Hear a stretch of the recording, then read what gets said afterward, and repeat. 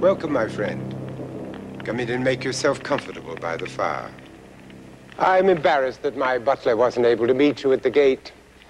I'm afraid we'll be supping alone this evening. It's Brimstoke's night to howl.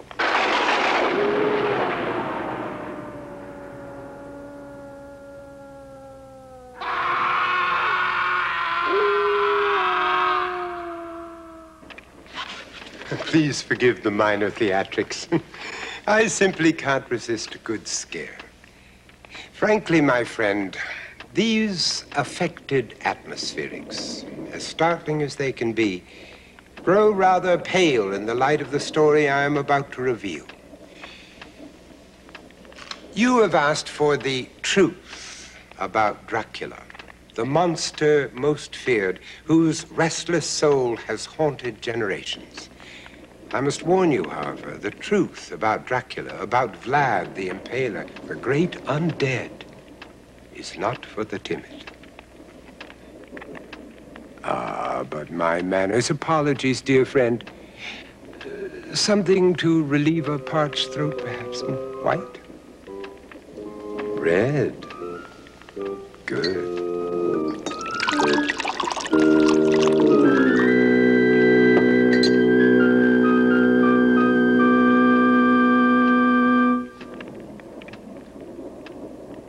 Like the tightly locked door at the top of the darkened stairway in the classic horror movies, Dracula's legend stands before us, daring us to investigate. I, like you, have always been fascinated with Dracula. The curiosity that brings you here tonight led me to ask the same questions. Why has the Dracula legend intrigued us so many generations? Could it be his triumph over mortality? His hypnotic power over victims, the elegance of this gentleman killer, or the sheer thrill of being scared to death? Well, perhaps all of these elements combined have made Dracula the most popular character in the history of horror, inspiring hundreds of writers and filmmakers. But I caution you to approach this evening with more respect than one would have for an ordinary fictional character. For there is more truth than fiction in the story of Vlad Dracula. Though a legend surrounds him, I assure you that such a man actually lived over 400 years ago in the mountains of Transylvania, a very real country in the heart of Europe. Here, in fact, in this town of Shigashiwara, the real Dracula, Vlad Dracula, began a legend that would endure the centuries. A brass plaque still announces the fact to passers-by. In this house, Vlad Dracula was born. And now the truth, my friend. Travel back with me to 15th century Transylvania.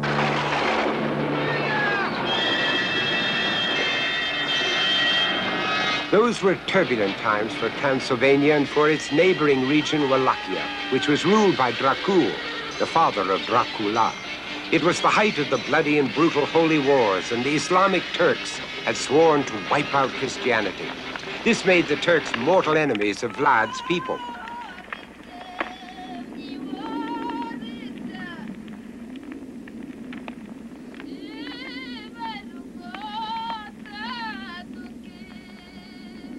For many of his teenage years, Vlad was held captive by the Turks.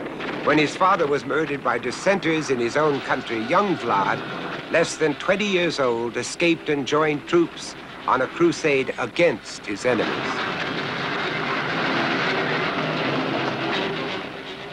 Within a few years, he had led several successful missions and was rewarded by his people with the same title his father had held, Crown Prince of Wallachia. Thus began a rise to power unlike any other in history. Vlad first decided to assert his newfound power within his own country. He issued proclamations from his long table with a clear message for the boyars: submit or die. Innocence was a question decided by only one man, Vlad Dracula. In one day, some 500 nobles were impaled on stakes in the hills surrounding the city. Few dared to stand up against him again. From then on, Dracula was known as Vlad Tepes, Vlad the Impaler. And within a very short time, Dracula was undeniably the leader of his people.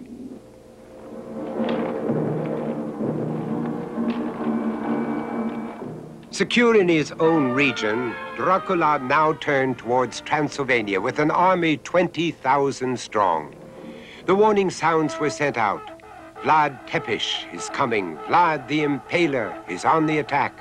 No one knew where or when he would strike, but the tales of his tortures preceded him. In a papal letter sent to the Vatican, his atrocities were described. He killed some by breaking them under the wheels of carts. Others, stripped of their clothes, were skinned alive. Others placed upon stakes or roasted on red-hot coals. Others punctured with stakes, piercing their heads, their breasts, their buttocks, and the middle of their entrails, with the stake emerging from their mouths. The Transylvanians tried to take refuge behind the secure walls of monasteries, but nothing could stop the bloodthirsty Vlad Dracula.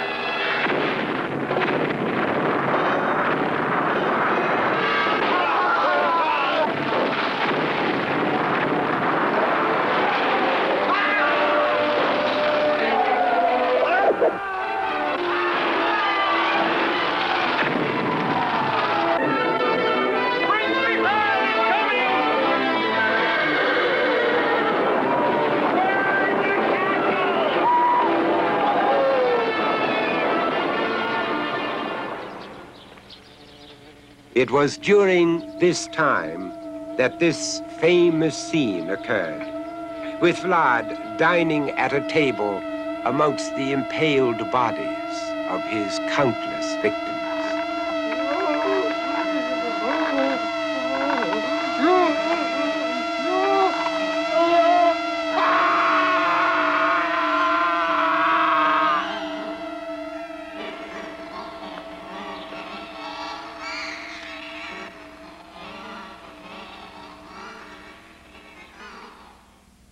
By late 1461, Dracula, unquestionably in command of his homeland, decided to do battle with his old enemies, the Turks. In a series of surprise raids, and with the advanced stories of his treacherous ways spreading panic throughout the Turkish forces, Vlad secured victory after victory.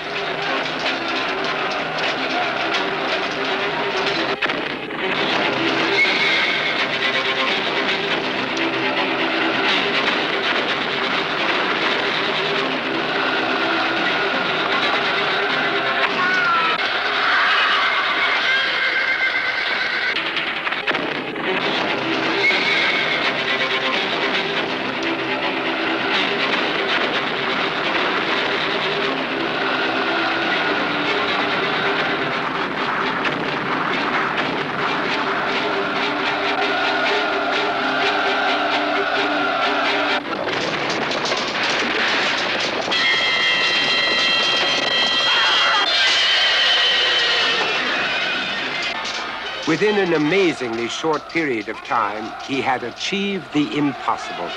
Leaving a bloody trail of conquered Turkish villages behind them, Vlad and his troops reached the Black Sea. This was a highly symbolic accomplishment, and those who choose to remember only those victories still call Vlad Dracula a hero. But Dracula's success was short-lived. Taking the matter somewhat more seriously, the Turkish Sultan sent 200,000 troops into Transylvania.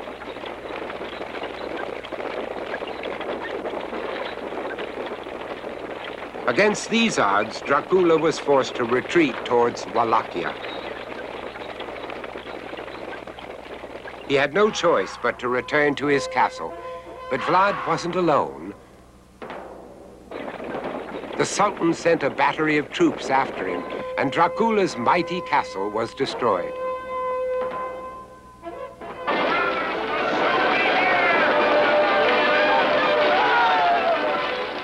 Dracula, however, escaped through a secret tunnel with a few friends and fled to Hungary.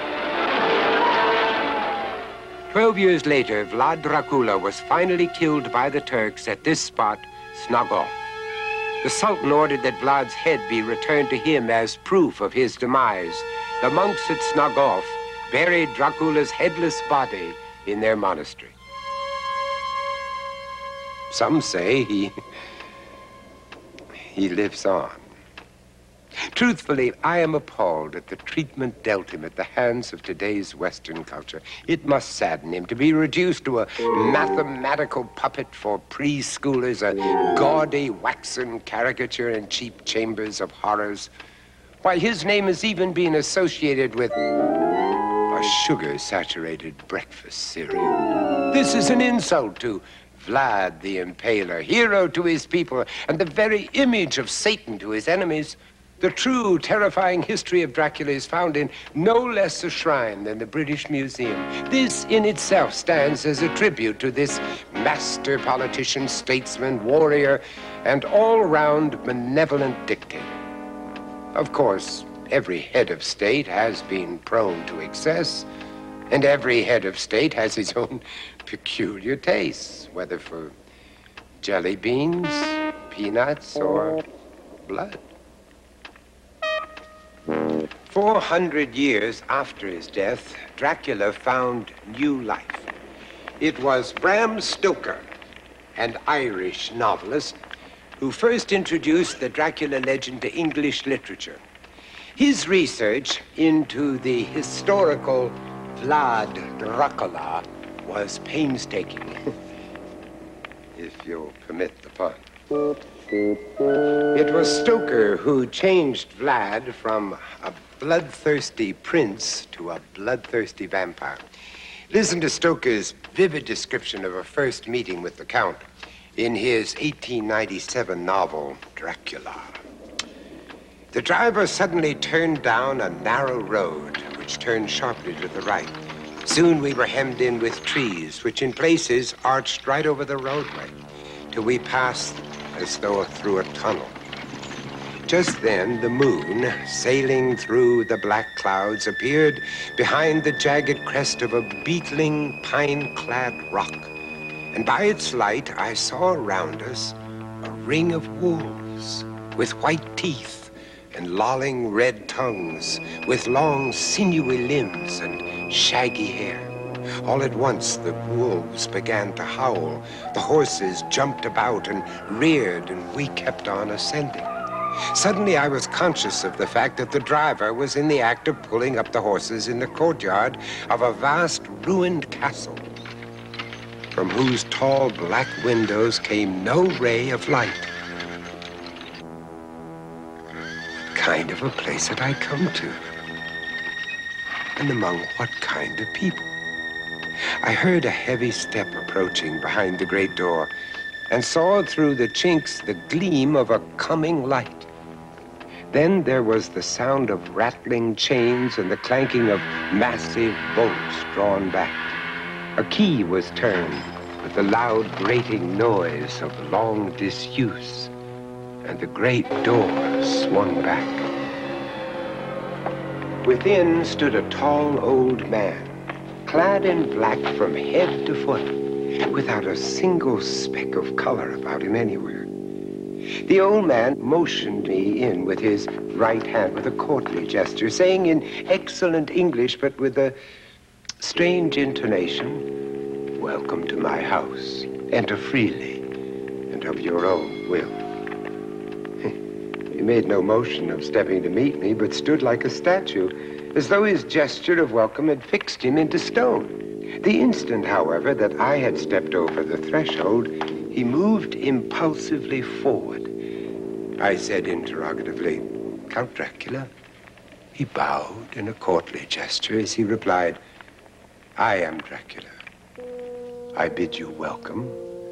It is late and my people are not available. Let me see to your comfort myself." Well, from your expression, I can see that Dracula still isn't real to you. Well, can you begin to believe? Can you imagine, for instance, that Bram Stoker's Castle Dracula might have existed? Well, it did. To ensure the strength of his reign, once and for all, Dracula used Easter, the most sacred of Orthodox holidays, as a trap. He encouraged a festive gathering of nobles and peasants on Easter morning, and then surrounded and captured them all. The old and sick were impaled and placed like fence posts around the city, while the young, healthy citizens were taken, still in their Easter costumes, and forced to work on the construction of Castle Dracula. They were fed as little as possible and worked until the clothes fell off their backs. No one knows how many years the construction took. No one knows how many died. He had built a perfect retreat, closer to Transylvania, in a difficult spot to attack. Deep in the Carpathian Mountains, perched securely on a lofty crag, lies Castle Dracula. Today it stands in ruin, silent save for the moaning wind that echoes through its silhouetted majesty. One can only imagine the height of its battlements and the depth of its secrets. Oh yes, Castle Dracula was real, and to the Transylvanians so were vampires. The ornate frescoes on these old Transylvanian church walls tell the story of vampirism. According to tradition, should a man change his religion from Eastern Orthodox to Roman Catholicism, as Vlad Dracula did, he was excommunicated and upon death became a vampire. These drawings are vivid in detail, depicting the restless souls of the undead rising out of their graves. So, the legend has some basis in fact. The potential of such rich drama was quickly discovered by a young, booming film industry, both in Europe and Hollywood. The Dracula legend found new life in 1922 with the release of a German film entitled Nosferatu. Now, director Friedrich Murnau unfortunately could not secure the necessary copyrights from Mr. Stoker, so he changed things slightly. Transylvania became the Baltic states, Count Dracula became Count Orlok, but essentially Nosferatu was the first of over 200 movies to contribute to Dracula lore. I have a copy of the film ready in the viewing room. Would you care to have a look at Dracula's first starring role? Oh, good. They just don't make them like this anymore. And it's a good thing, too.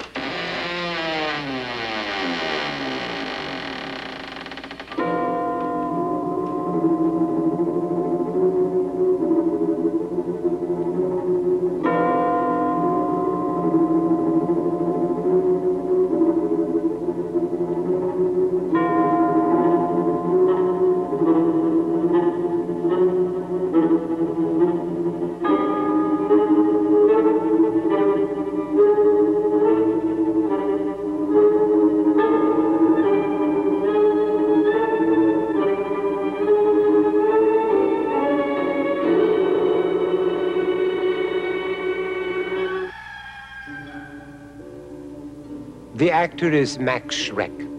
His Count Orlok bears little resemblance to the elegant devils of later Hollywood and London versions. Though vampire stories had been translated to the screen as early as 1909, this film was an adaptation of Stoker's novel and is considered the first Dracula vampire movie. Even today, Nosferatu remains a masterpiece of horror.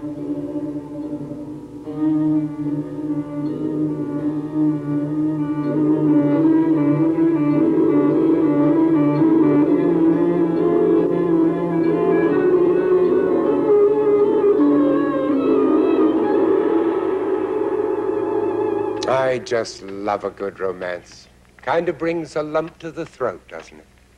But the story gets better with every telling, as each element is added to the tale. The fangs, the black silk cape, the hypnotic eyes, even the myth that a vampire casts no reflection in a mirror.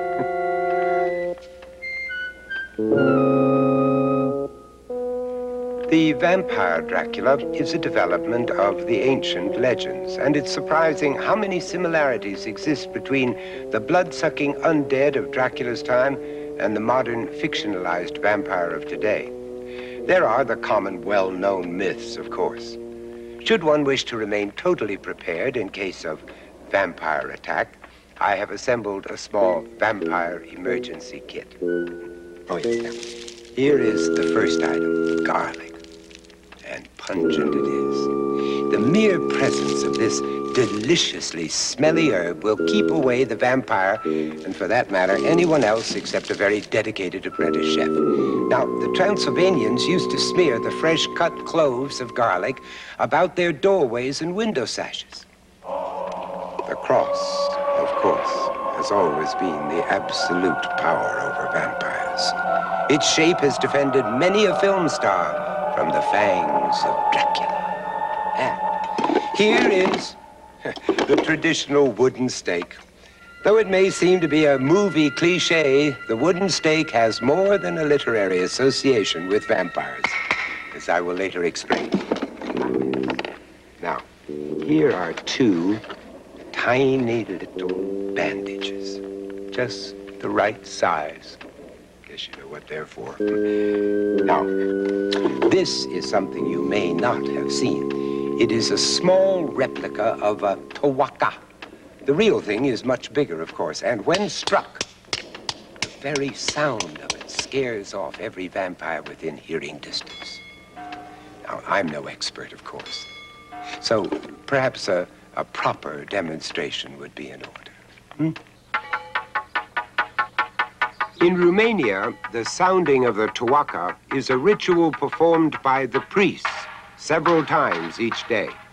Now, should you not succeed in scaring off the vampire, you must certainly destroy it at the earliest opportunity.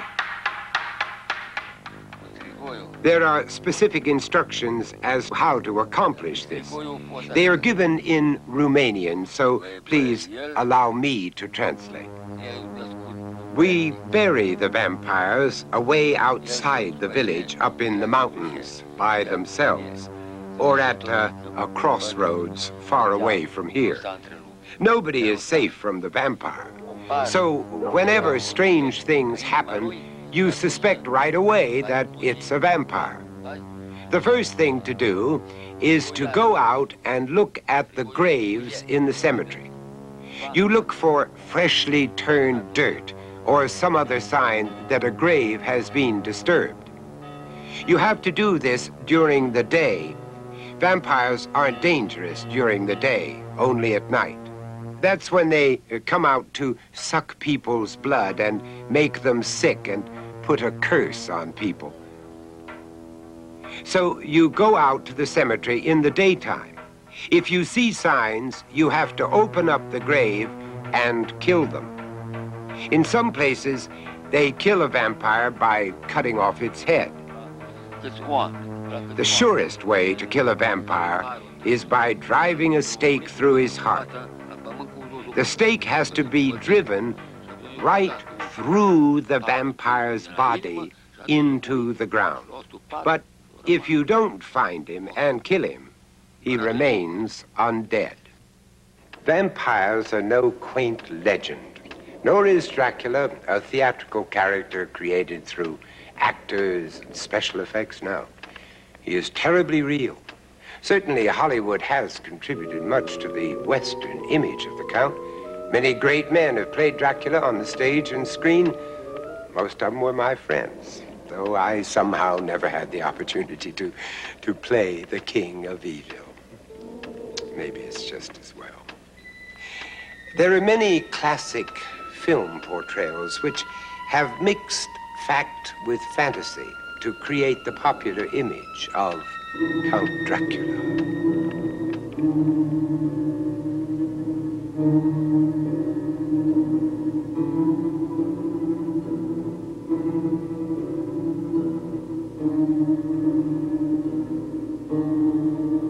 Over Over the years, many vampire movies have featured female vampires, but none compares with the nightmarish Vampire, directed by Carl Dreyer in 1932. In this artistically acclaimed film, Dreyer presents his vampire as an ugly, old, witch-like woman. The horror is further enhanced by Dreyer's imaginative use of the camera. Such techniques as shooting through gauze to create a dreamlike haze are still used by filmmakers to this day.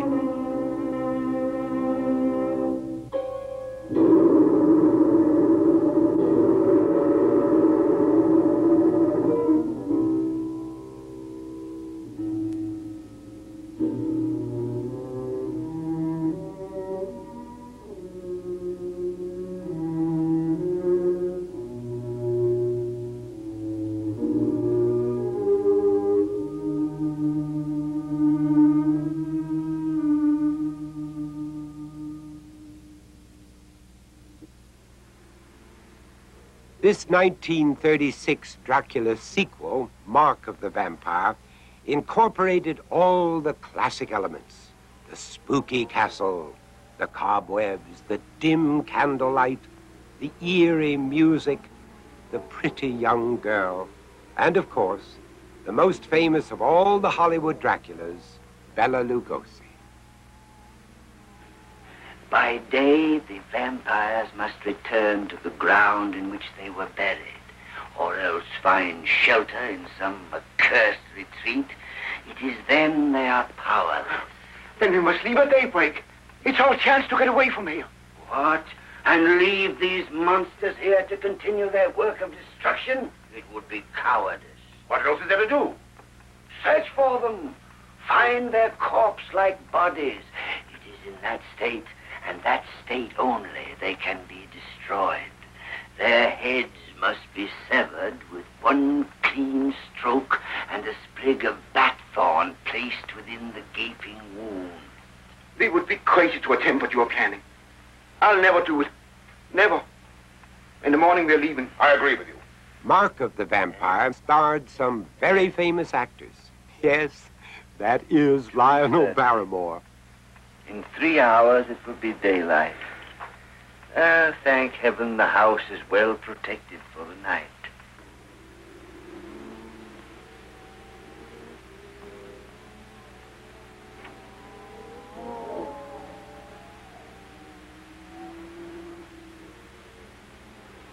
Ah, the classic Dracula pose, but not the classic ending. This vampire business has given me a great idea for a new act. Luna, in this new act, I will be the vampire. Did you watch me? I gave all of me.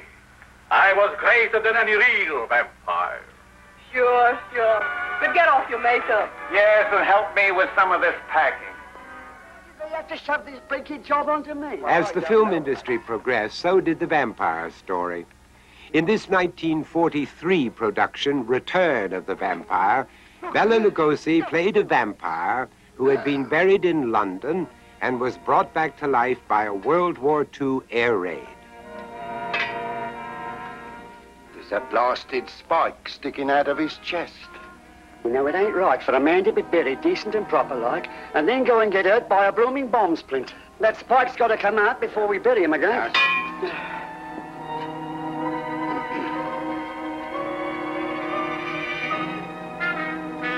Boris, pull it out yourself. Chicken-hearted is what you are.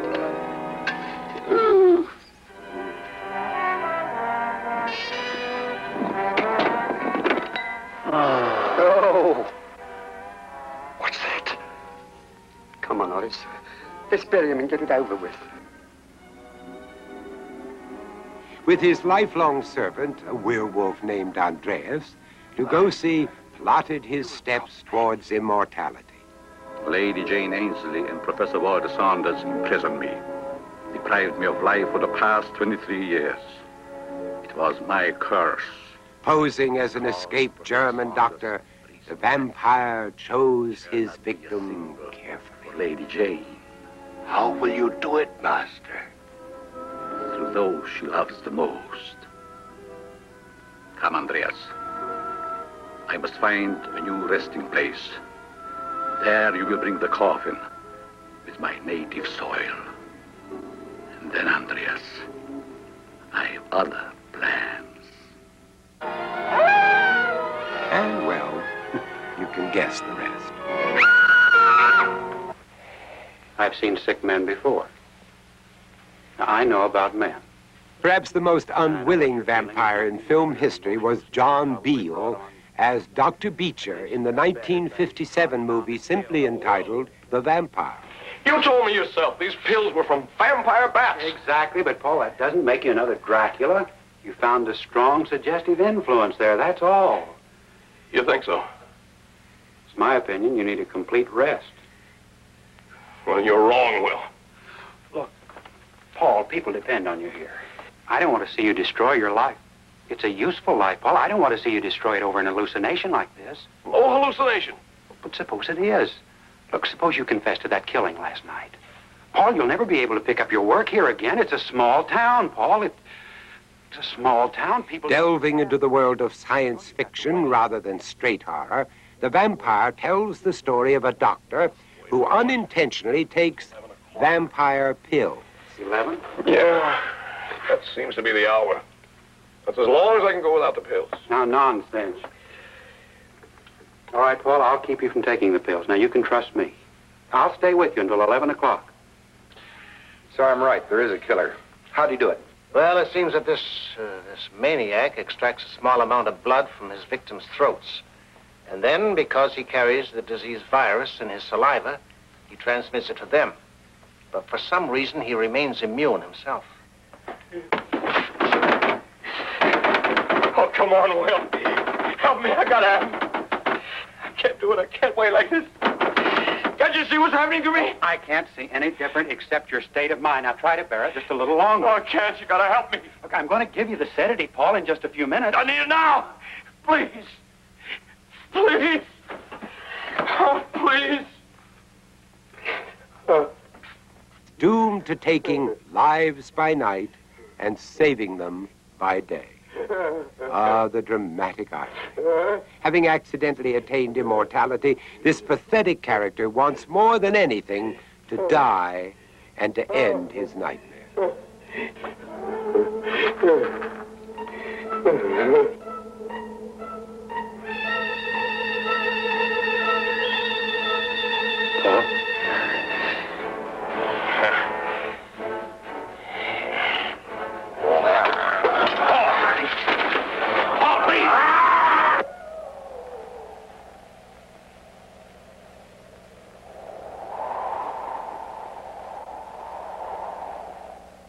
In 1961, actor Francis Lederer had his chance to portray the Prince of Darkness in Curse of Dracula, also called Return of Dracula. This time, the vampire comes to America for his evil pursuits. Using the name of Balak Godal, he presents himself to the unsuspecting family of Cora Maybury, claiming that he is her long-lost cousin from Eastern Europe. The cross is my enemy, Rachel. Take it off. Take off the cross, Rachel, then we can speak. I must speak with you. What? The cross.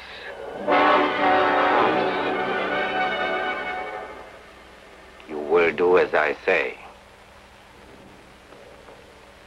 Yes.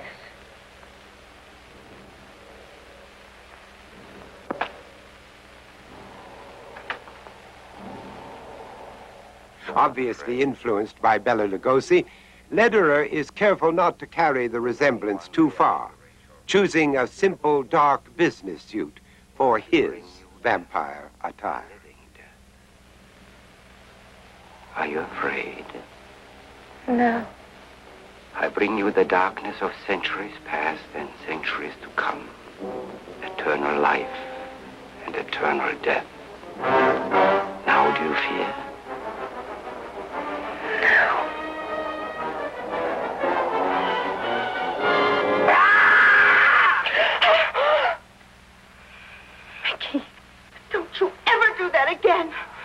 out for you, Rachel. Gotta help Mom finish making the costumes. Out of the way.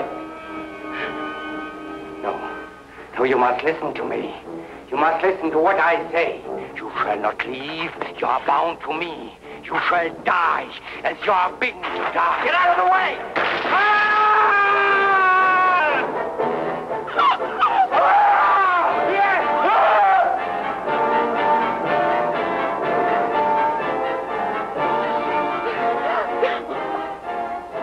It's all right. We're all right.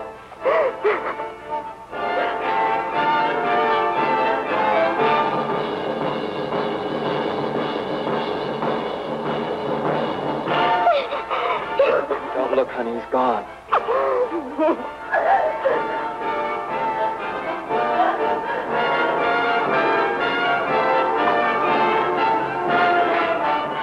Ah, the imagination of the filmmaker. And who better in this age of cinematic miracles to perpetuate the evils of Vlad Dracula? But in this, as in all things, truth is stranger than fiction. From Bram Stoker down to today's characterizations of the prince, none has ever succeeded in even approaching the horrible truth of Vlad the Impaler. Even our most famous portrayals of Dracula fall short of the terror expressed in a 15th century portrait of the real Vlad Dracula. The artist is unknown, and so is his fate.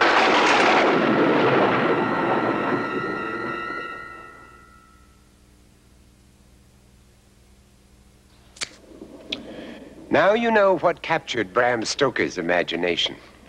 You understand the significance of Dracula and the wooden stake. Why little children in Romania are warned to be good, or Dracula will get them.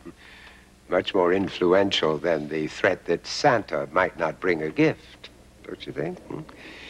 But there is much more you don't yet understand, more strange truths you have yet to hear. What could be stranger than the truth of Dracula's past, Dracula's present? To the people of Romania, still isolated from the modern world, Dracula and his legend live on. The stories play an important part in their lives. You see, my friend, Dracula does exist today. Where? Where else? In Transylvania. You seem to scoff at the truth. I beg you, do not leap to conclusions until you have heard the whole story. For stranger things are still to come.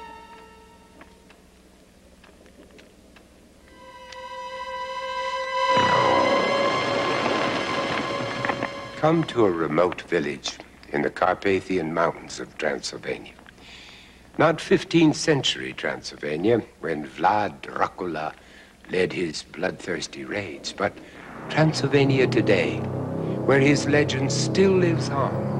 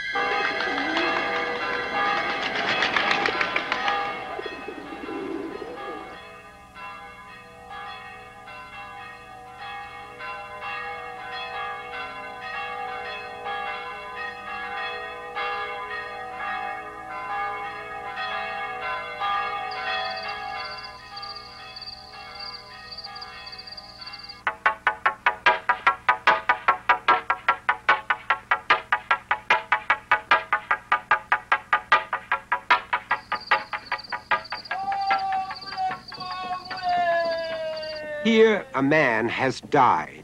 His body lies in state in his home, awaiting the funeral tomorrow morning. And outside, the villagers have gathered to perform an exorcism, an age-old ritual complete with wailing and fires and homemade masks to ward off evil, to ward off the vampires. To these villagers, this is a serious one could say life or death matter. If they succeed, the soul of their friend will leave his body and rise to heaven. If not, he could become a vampire, joining the great undead, destined to return and promote evil in their community. One double-sided mask shows the effigy of the historical decapitated Dracula on one side and the traditional vampire with hollow eyes, pale skin, and bloodied mouth on the other. Dracula, the great undead.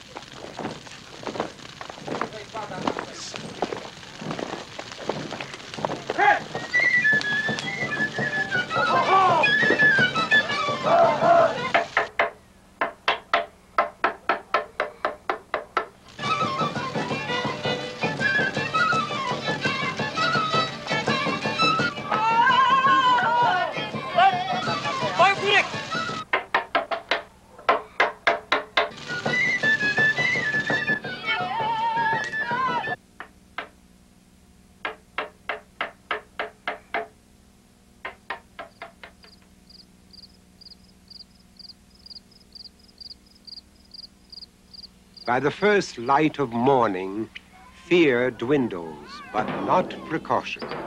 Every care is taken to prepare the man's grave properly.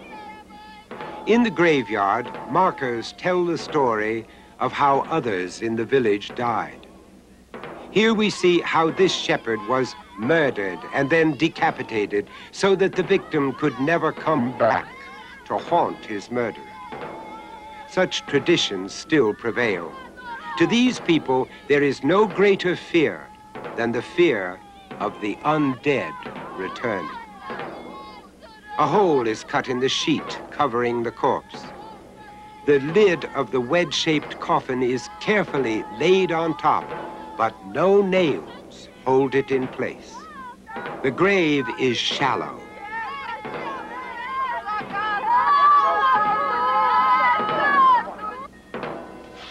Fiului și al Sfântului Duh, acum și pururea și în vecii vecilor. Amin. These procedures make it easier for the villagers to detect any signs of unnatural life. Should anything around the grave be disturbed, they will see it and react accordingly. One can never be sure. Despite the greatest precautions, a person may be destined to become a vampire. And so it is that these creatures lurk in the villages of Romania, or so the peasants believe. And that's why their ritual extends past the cemetery into their daily life. As everyone knows, vampires hate garlic. So all that is precious to these people is protected by this herb. The livestock, and of course, the home. All possible entrances are covered. The windows and doors, even the chimney and keyholes. One can't be too well protected. The ceremonial mask reveals the two faces of Dracula, uniting two legends, the hero of Romania, the crusader, and the vampire, the great undead. Silly superstitions? Well, many have thought so. And many have attempted to disprove the legends through more practical and physical evidence of the life of Dracula. As you have seen, the historical proof of the existence of this prince of blood has served mostly to substantiate the legend of evil. And as every detail is unearthed, each seems to match a portion of the legend. Perhaps the most astounding evidence was supplied by an archaeological expedition mounted in 1936. In that year, scientists traveled to Transylvania, to the monastery of Snagov, to Vlad Dracula's grave in search of the final truth. Today, Snogov is a gloomy place with only traces of its 15th century magnificence. Rich in legend, there are peasants here who say they've seen the ghost of Dracula rising from the lake. Who knows how many prayers and prisoners, famous people and infamous acts these walls have witnessed through the centuries? Who knows how many secrets lie buried here?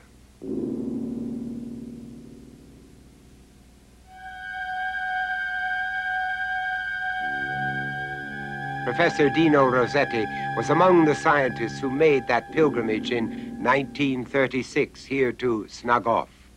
To this day, he is reluctant to discuss his findings. More than 40 years have passed since I conducted my archaeological work here at Snogov. Tradition said that the grave of Dracula, the grave of Vlad the Impaler, was located here.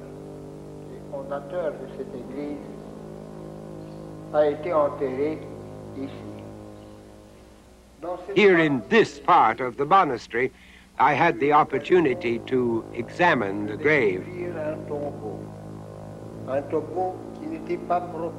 There was nothing to indicate that the grave had been disturbed or profaned. When the grave and the coffin were opened, I found that the clothing was well preserved and in quite good condition. A red silk garment with the arms folded across the chest, but to our absolute amazement, the body had completely disappeared from inside the clothes. Only the clothing was there, without a trace of the body.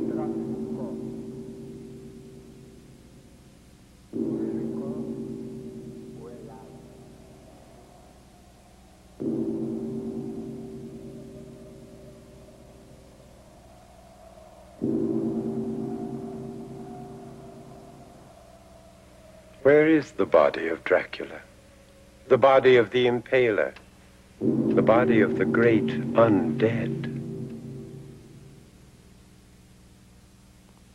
Truth is an interpretation of facts, whether those facts be real or imagined. To the people of Romania, for the past 500 years, Vlad Dracula has existed as truth. The horrors of history lend credence to his legend. The people meld vampires, demons, and religious beliefs with the legend. The novelist mixes these elements with a fertile imagination and a dramatic flair, et voila, Count Dracula in all his glory. The prince's psychotic, twisted mind served a purpose for the people of Romania against the Turks. And his evil proves to be barbaric only in the light of the knowledge of successive generations. Well, I've told you the facts. It is up to each of you to interpret these facts and determine your own truth. Well, it's dawn already. How the time has flown. Well, I've enjoyed this evening very much. But I'm afraid our little chat must come to an end. Oh, Brimstoke should be back by now. He will show you out.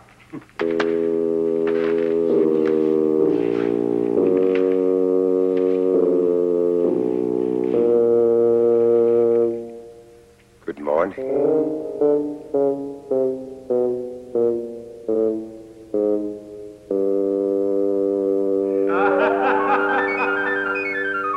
Ha ha ha.